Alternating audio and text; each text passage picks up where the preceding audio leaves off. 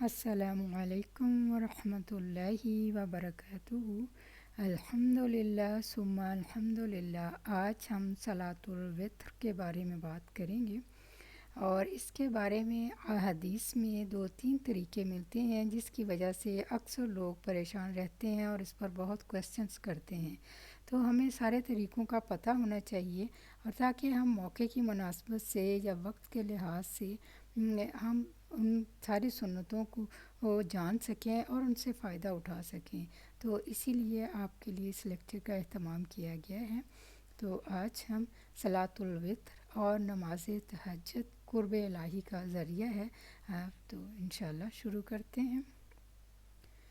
نحمدہ ونصلی علی رسولہ الکریم، اما بعد، فاعوذ باللہ من الشیطان الرجیم، بسم اللہ الرحمن الرحیم، ربی اشرح لی صدری ویسر لی امری واحلل عقدۃ من لسانی یفقہوا قولی واجعل لی وزیرا من اہلی رب زدنی علما رب زدنی علما۔ اللہم فقہنا فی الدین، اللہم فقہنا فی الدین، آمین ثم آمین۔ اب آتا ہے وتر کا طریقہ۔ رسول اللہ صلی اللہ علیہ وسلم کا وتر پڑھنے کا طریقہ جو عام طور پر تھا، اس کے بارے میں حضرت عائشہ فرماتی ہیں کہ نبی صلی اللہ علیہ وسلم نماز عشاء سے فجر تک 11 رکعتیں پڑھتے، یعنی تہجد کی رکعتیں جو تھی وہ کتنی تھی؟ 11 رکعتیں۔ ہر 2 رکعتوں پہ سلام پھیرتے اور 1 رکعت وتر پڑھتے، یعنی 10 رکعتیں پڑھنے کے بعد 1 رکعت الگ سے پڑھتے۔ رسول اللہ صلی اللہ علیہ وسلم نے ہمیں بھی یہی تعلیم دی۔ چنانچہ ابن عمر سے روایت ہے کہ رسول اللہ صلی اللہ علیہ وسلم نے فرمایا، رات کی نماز 2 رکعتیں ہیں، صلاۃ اللیل مثنی، یہ بخاری کی روایت ہے۔ فاذا خفت الصبح فاوتر بواحدۃ، پھر جب تمہیں صبح ہونے کا خطرہ ہو تو 1 رکعت پڑھ لو، اور یہ تمہاری 1 رکعت نماز کو طاق بنا دے گی، یعنی وتر کر دے گی۔ رسول اللہ صلی اللہ علیہ وسلم نے فرمایا، اور یہ مسلم کی روایت ہے، کہ وتر آخر رات میں 1 رکعت ہے۔ بیسیکلی وتر عشاء کے ساتھ نہیں ہے، وتر عشاء کی نماز کا حصہ نہیں ہے، وتر رات کی آخری نماز ہے، یعنی تہجد کا حصہ ہے بنیادی طور پر۔ لیکن جو لوگ تہجد نہیں پڑھ سکتے یا نہیں پڑھتے تو وہ سہولت کی خاطر پھر رات ہی کو پڑھ لیتے ہیں عشاء کے ساتھ۔ رسول اللہ صلی اللہ علیہ وسلم نے فرمایا، جب تم رات کو نوافل پڑھنا شروع کرو تو پہلے 2 ہلکی رکعتیں ادا کرو، اور اس میں آپ کیا کر سکتے ہیں، مثلا تحیۃ الوضو کے 2 نفل آپ ہلکے سے پڑھ لیں، ٹھیک ہے نا، وضو کر کے تہجد شروع کرنے سے پہلے ہلکی رکعتیں، یعنی جس میں چھوٹی کوئی صورتیں 2 پڑھ کے تو اسے آپ ختم کر لیں، اور نیت میں رکھیں کہ آپ یہ تحیۃ الوضو پڑھ رہے ہیں، اور اس کے بعد پھر آپ دوسرے نوافل بھی پڑھ سکتے ہیں۔ آپ صلی اللہ علیہ وسلم نے رات کا قیام کیا، 2 ہلکی رکعتیں پڑھی، پھر 2 طویل رکعتیں پڑھی، پھر ان سے ہلکی 2 طویل رکعتیں پڑھی، پھر ان سے ہلکی 2 طویل رکعتیں، پھر ان سے ہلکی 2 طویل رکعتیں، پھر ان سے ہلکی 2 طویل رکعتیں، پھر 1 وتر، یعنی پہلے 2 ہلکی رکعتیں، پھر اس کے بعد طویل نماز، یعنی 2 لمبی رکعت، پھر اس کے بعد ہر 2 رکعتیں جو تھیں وہ پہلے سے کم ہوتے ہوتے پھر 1 وتر پہ آ گئی۔ یعنی کرنے کا تو آپ کچھ بھی کر لیں، لیکن وہ جو اتباع کا معاملہ ہے نا، کہ چھوٹی چھوٹی چیزوں میں فالو کرنا، اس کا اپنا ہی ایک مزہ ہے، اپنا ہی ایک لطف ہے، اور یہ مسلم کی روایت ہے۔ پھر 1 رکعت وتر پڑھا، اور یہ 13 رکعتیں ہوئیں۔ حضرت عائشہ روایت کرتی ہیں کہ رسول اللہ صلی اللہ علیہ وسلم 1 رکعت وتر پڑھتے، آخری 2 رکعتوں اور 1 رکعت کے درمیان بات چیت بھی کرتے، یعنی اگر وتر آپ اس طرح پڑھ رہے ہیں کہ 2 ایک دفعہ پڑھ کے اور 1 ایک دفعہ، تو اس کے بیچ میں سلام کر کے بات بھی ہو سکتی۔ حضرت ابن عمر روایت کرتے ہیں کہ رسول اللہ صلی اللہ علیہ وسلم وتر کی 2 اور 1 رکعت میں سلام سے فصل کرتے، یعنی اگر 3 رکعت پڑھ رہے ہیں تو 2 پڑھ کے سلام پھیر کے پھر 1 الگ۔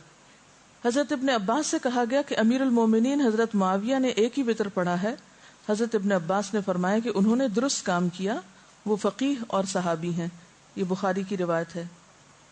امام مروزی فرماتے ہیں کہ فصل کی 1 رکعت والی احادیث زیادہ ہیں، یعنی اس طرح پڑھنے کا طریقہ زیادہ روایت ہوا ہے۔ کس طرح؟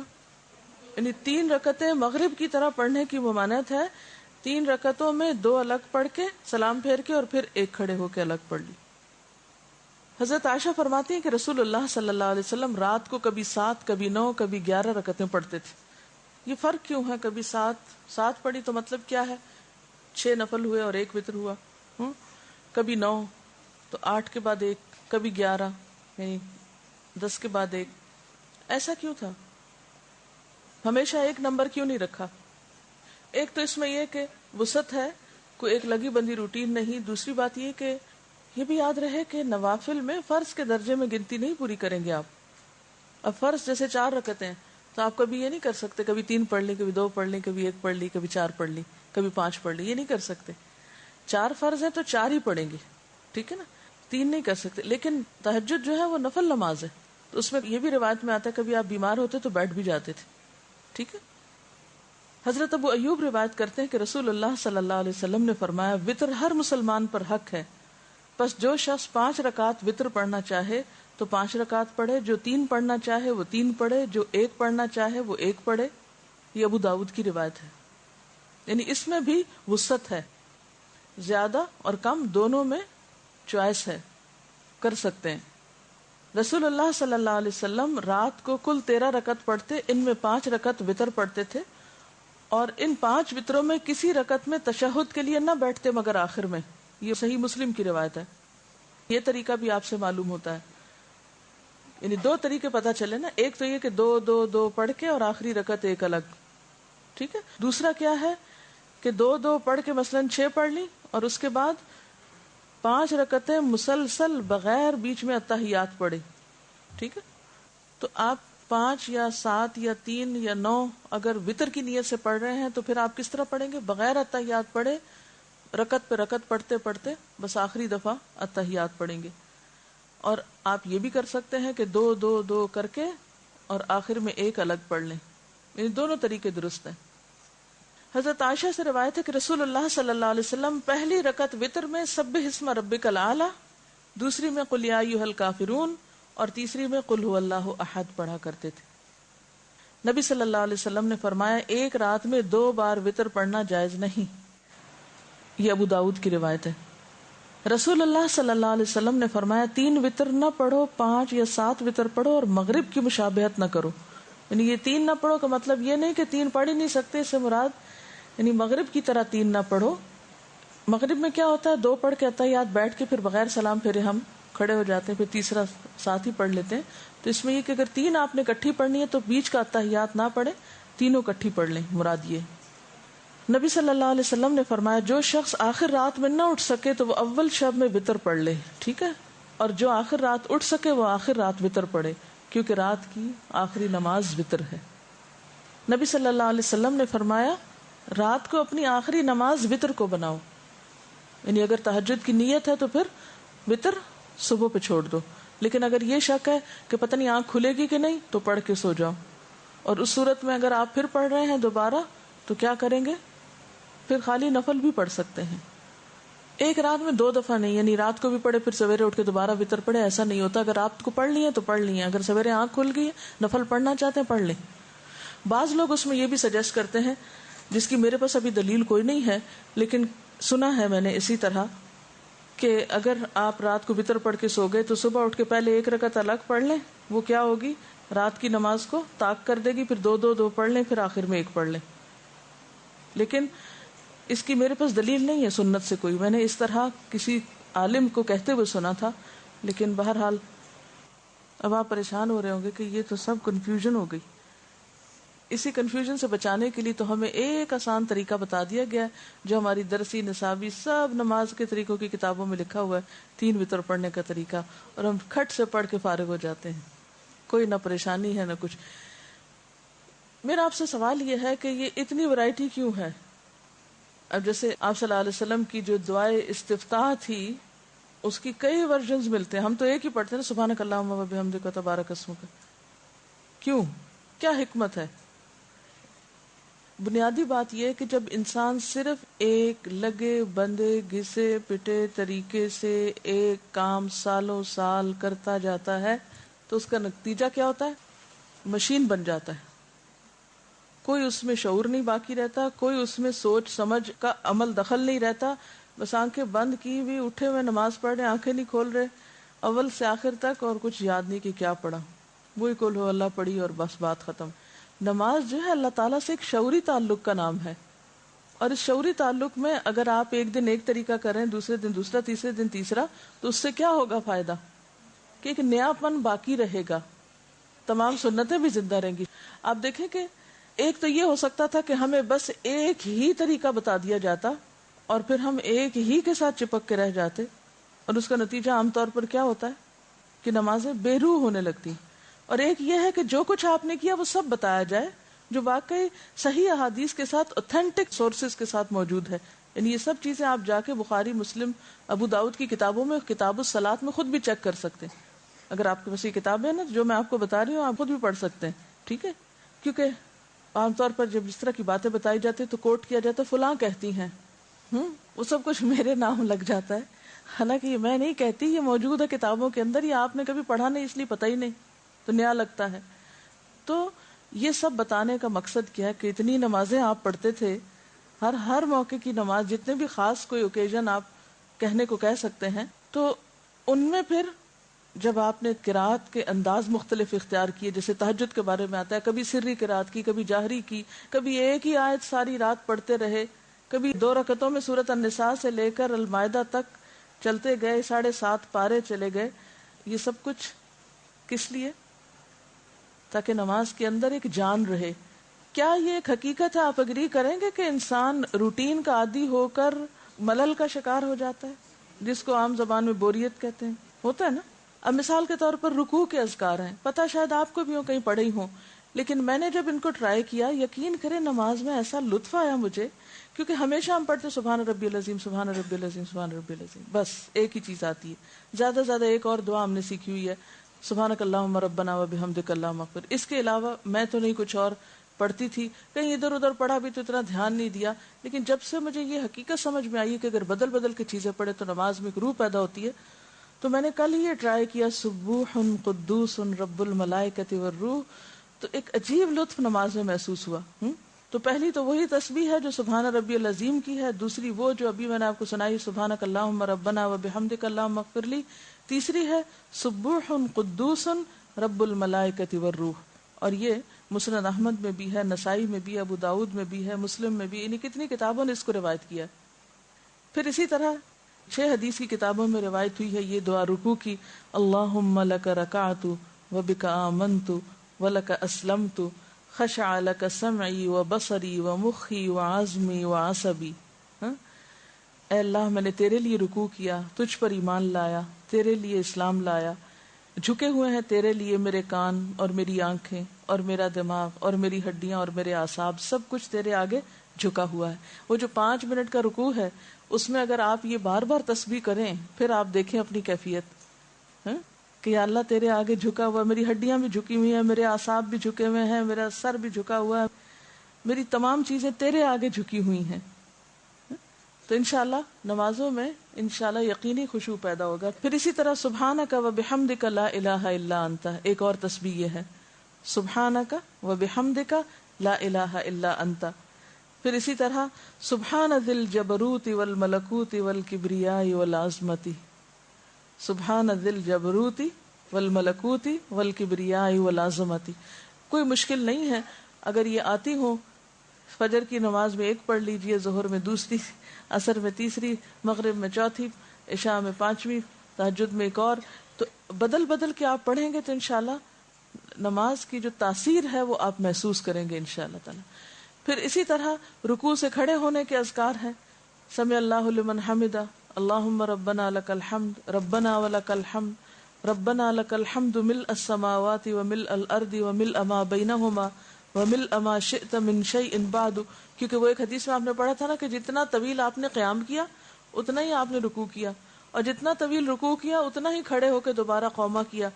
اب کھڑے ہو کر کتنی دفعہ آپ کہیں گے سمع اللہ لمن حمدہ، سمع اللہ لمن حمدہ، اس سے تو بات نہیں بنے گی، لیکن جب آپ ذرا اور بہتر طریقے سے حمد و ثنا کریں گے، ربنا ولک الحمد ملء السماوات وملء الارض وملء ما بینہما من شیء بعد اہل الثناء والمجد احق ما قال العبد وكلنا لك عبد اللهم لا مانع لما آتيت ولا معطي لما منعت ولا راد لما قضيت ولا ينفع ذا الجد منك الجد.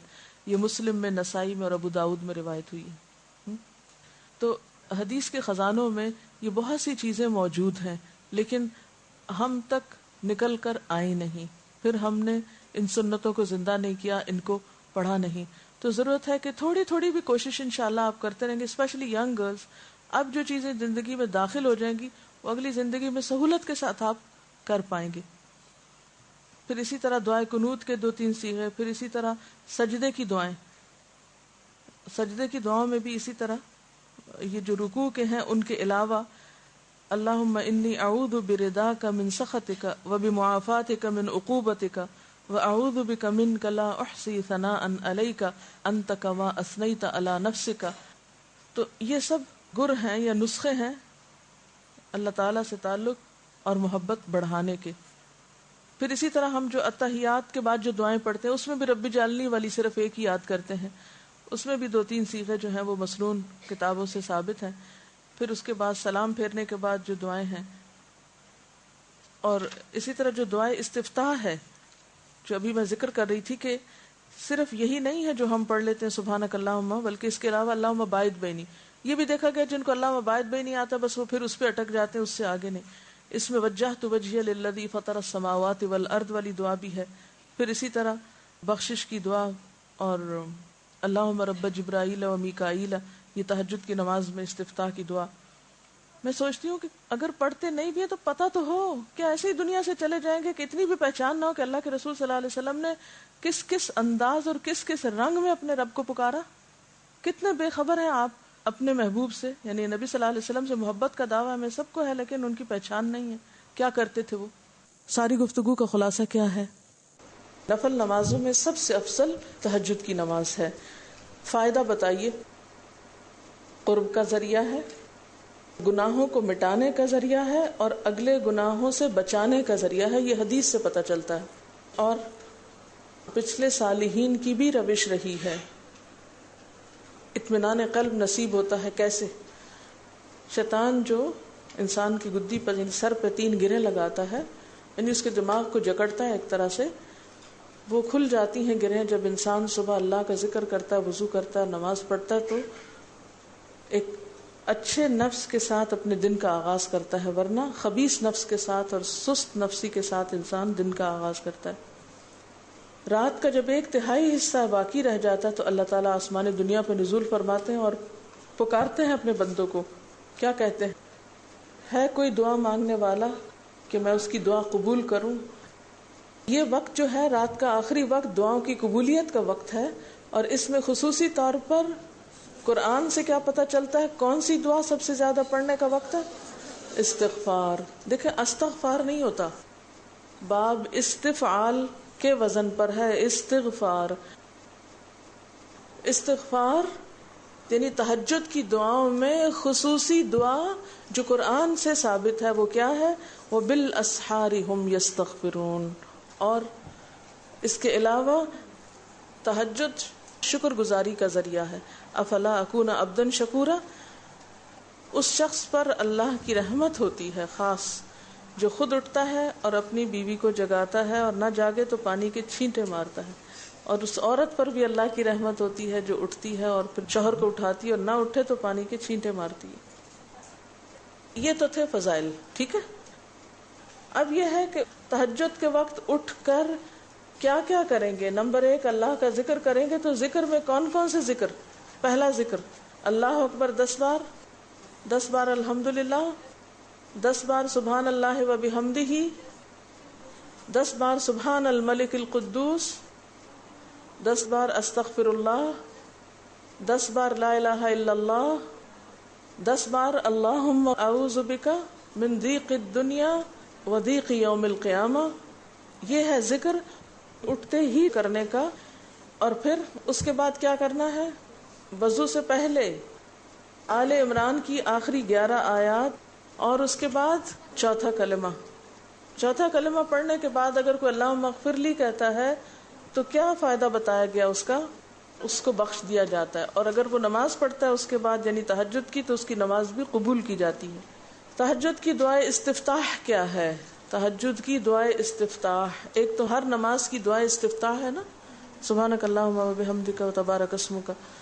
تو تہجد کی اللہم لک الحمد انت قیم السماوات والارض ومن فیہن آخر تک. اس کے بعد آپ کے قیام اور رکوع اور سجود اور قومہ اور جلسہ استراحت، 2 سجدوں کے بیچ میں جلسہ، یہ کیسے ہوتے تھے؟ آپ کی قرات تہجد میں کیسی تھی؟ ایک طریقہ یہ ملتا ہے کہ ایک مرتبہ ایک آیت پڑھتے پڑھتے صبح کر دی، اور دوسرا طریقہ کیا ملتا ہے؟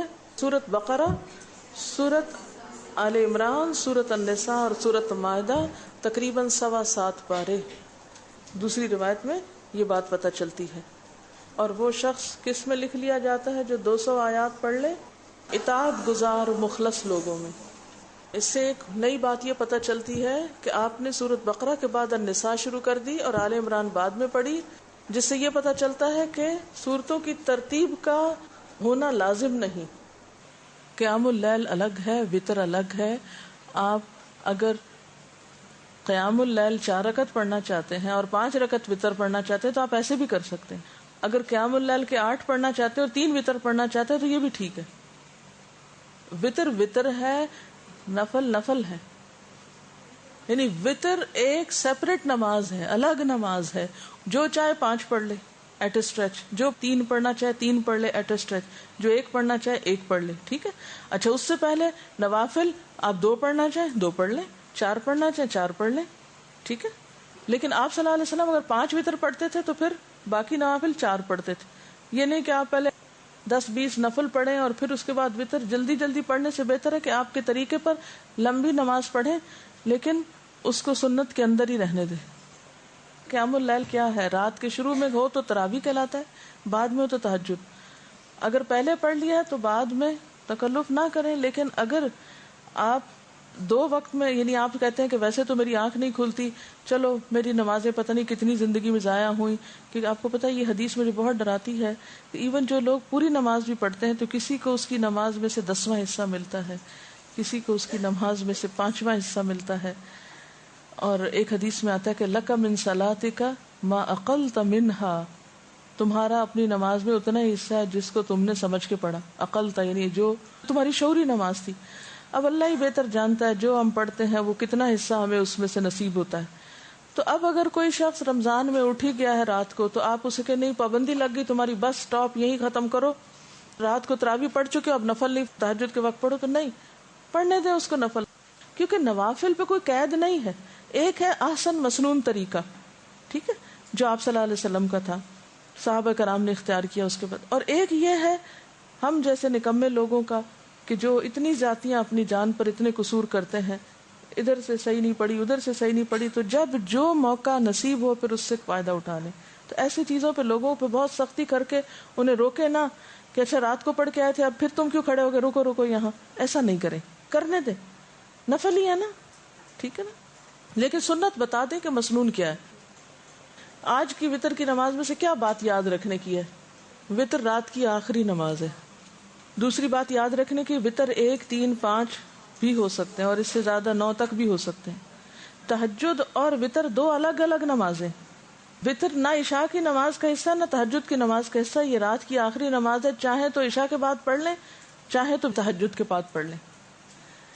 سبحانک اللہم و بحمدک نشہد ان لا الہ الا انت نستغفرک و نتوب الیک. والسلام علیکم و رحمۃ اللہ وبرکاتہ. اعوذ باللہ من الشیطان الرجیم. بسم اللہ الرحمن الرحیم. إن في خلق السماوات والأرض واختلاف الليل والنهار لآيات لأولي الألباب الذين يذكرون الله قياما وقعودا وعلى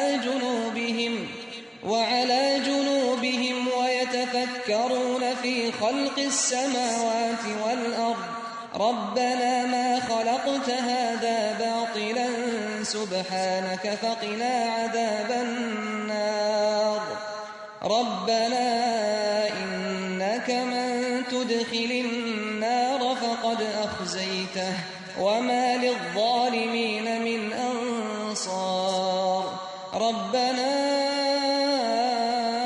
إننا سمعنا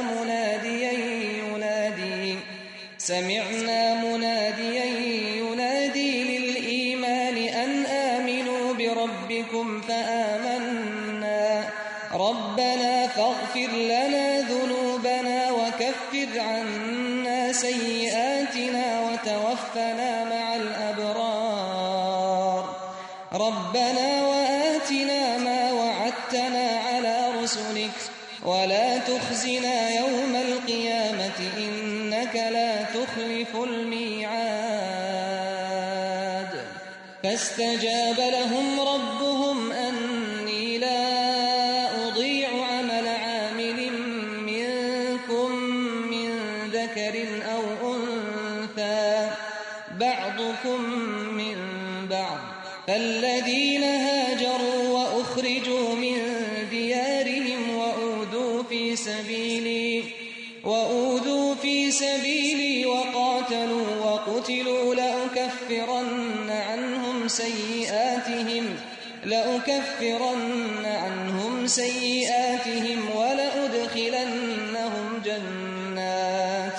ولأدخلنهم جنات تجري من تحتها الأنهار ثوابا من عند الله والله عنده حسن الثواب لا يغرنك تقلب الذين كفروا في البلاد متاع قليل ثم مأواهم جهنم وبئس المهاد لكن الذين اتقوا ربهم لهم جنات تجري من